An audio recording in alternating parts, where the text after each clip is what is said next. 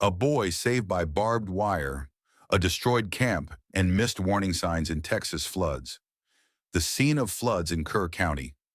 The warning signs were already flashing as hundreds of young people celebrated the 4th of July public holiday at Camp Mystic, nestled on the banks of the Guadalupe River in Texas. The Christian summer camp for girls promises to develop outstanding personal qualities and self-esteem. There had not been a drop of rain in the area recently until the inundation, when the river rose 2026 8 mm in less than an hour, according to the state's Lieutenant Governor Dan Patrick. By Saturday afternoon, officials said at least 32 people were dead, including 14 children, and about 24 others were missing. Frantic search for survivors, Texas flood victims.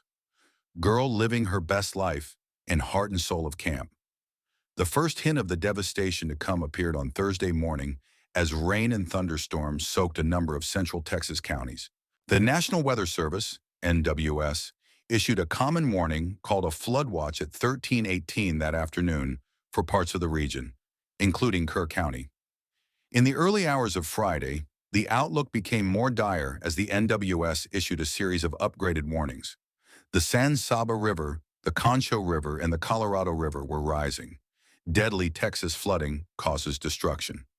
At 04:03, the NWS sent one of its most urgent alerts, a particularly dangerous situation. Warning, reserved for the most urgent and potentially deadly scenarios such as wildfires. Another particularly dangerous situation warning was issued for the city of Kerrville at 05:34, before dawn on Friday. Residents and campers should seek higher ground now. Life-threatening flash flooding along the river is expected, forecasters said.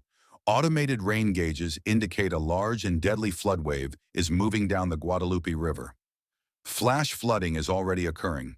Such alerts are shared on NWS social media accounts and by broadcast news outlets, but most people were asleep.